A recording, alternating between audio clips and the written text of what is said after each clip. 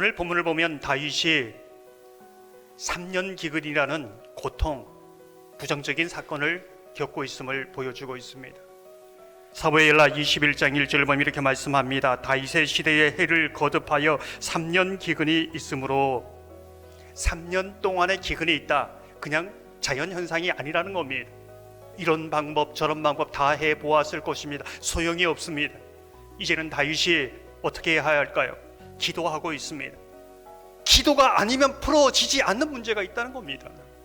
근데 오늘 주목할 사실은 기도할 때의 응답이 비를 주겠다, 기근을 해결해 주겠다, 이런 응답이 아닙니다. 왜 기도의 줄이 끊어지고 왜 기도의 문이 막혔는가, 그 원인을 말씀해 주는 것이지요. 이것도 또한 응답입니다. 사무엘하 21장 후반절을 보면 이는 사울과 피를 흘린 그의 집으로 말미암음이니 그가 기브온 사람을 죽였음이니라 하시니라. 사울의 피 흘린 죄 때문에 3년 기근이 왔다는 것을 말씀하고 있습니다. 무엇을 알 수 있습니까? 죄의 크기가 크면 클수록 심판의 크기는 그만큼 더 크다는 것을 말해주고 있습니다. 우리가 짚고 넘어가야 할 것은 사울의 피 흘린 죄가 왜 이렇게 심각한가입니다. 성경은 그것을 설명해 주고 있지요. 하나님께 지은 죄이기 때문에 그렇습니다. 기브온 족속들은 어떤 사람들입니까?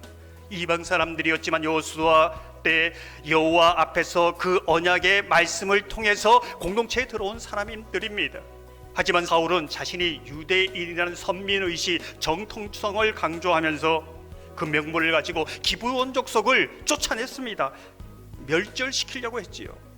누구에게 대적한 겁니까? 하나님에게 대적한 겁니다. 하나님께 죄를 지은 것이지요. 사무엘하 21장 14절을 보면 이렇게 말씀합니다. 그 후에야 하나님이 그 땅을 위한 기도를 들으시니라. 그 후에야, 그 후는 어떤 의미가 있었을까요?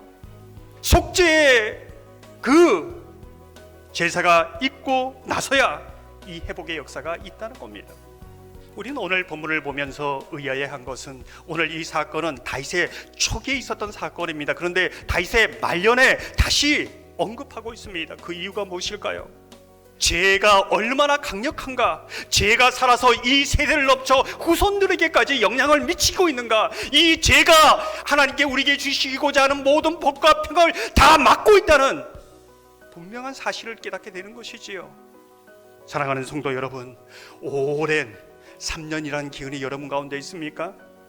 기도로 메인 것을 풀어내시기를 바랍니다.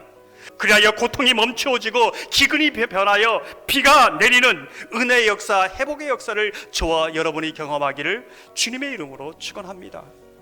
본문 후반부를 보면은 다윗의 용사에 대해서 말하고 있습니다. 왜 다윗의 말년에 이 용사에 대해서 말하고 있는가? 다윗이 혼자 낙심되고 피곤할 때에, 포기하고 싶을 때에 다윗의 용사들이 그들과 함께 있었다는 것을 말해주고 있습니다. 이것은 무엇을 말해줍니까? 아내가 기도할 때에 피곤하면 남편이 기도해야 합니다. 함께 기도해야 되는 것이지요. 때로는 부모가 자녀들을 위해 기도할 때에 낙심이 되고 피곤할 때가 있습니다. 그러면 자녀들이 기도해야 됩니다. 구역장이 기도하다가 피곤할 때가 있습니다. 그러면 구역원이 구역장을 위해, 그 구역을 위해 기도해야 된다는 것이지요.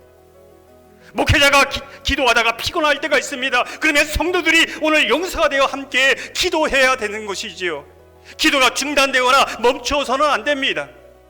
함께 끼어 있으면 이 영적 싸움이 고난이고 고통이지만은 오히려 이 고통 속에서 놀라운 하나님의 은혜를 만나는 역사가 있다는 것을 이 다윗의 용사를 통해서 보여주고 있는 것이지요.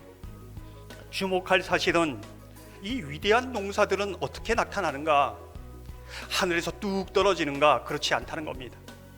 함께 헌신하고 함께 기도하고 함께 훈련받고 그러면서 믿음으로 성장한 사람들 가운데 용사들이 일어난다는 겁니다. 우뚝우뚝 곳곳마다 서게 된다는 것이지요. 우리 교회 가운데 위대한 용사들이 일어나기를 소망합니다.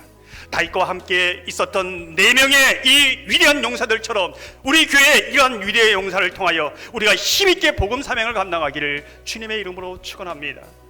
이 다윗의 용사들을 다윗은 어떻게 생각했을까? 어떻게 바라보고 있는가? 다윗에게 이 용사들은 피곤하여 주저앉으려고 할 때 굉장히 힘이 됐을 겁니다. 격려가 됐을 겁니다. 정말 주님의 일을 더 힘있게 나가야 되겠다는 동기가 되었을 겁니다. 그러나 진정한 은혜의 길은 어디였는가? 그것을 말해주고 있는 것이지요. 그 위대한 용사를 바라본 것이 아니라 그는 언제나 하나님만을 의지하며 나아갔습니다. 끝까지 선한 싸움 다 싸우고 하나님 앞에 설 수 있었던, 은혜의 사람으로 설 수 있었던, 하나님의 사람으로 설 수 있던 이유가 여기에 있다는 것을 말씀해 주고 있는 것이지요. 우리가 어떻게 서야 되는가? 이것을 말해줍니다. 사랑하는 성도 여러분, 오직 하나님만을 의지하여 은혜 가운데 충만하고 승리하며 함께 하나님의 공동체를 세워가는 주님의 사람들이 다 되시기를 주님의 이름으로 축원합니다.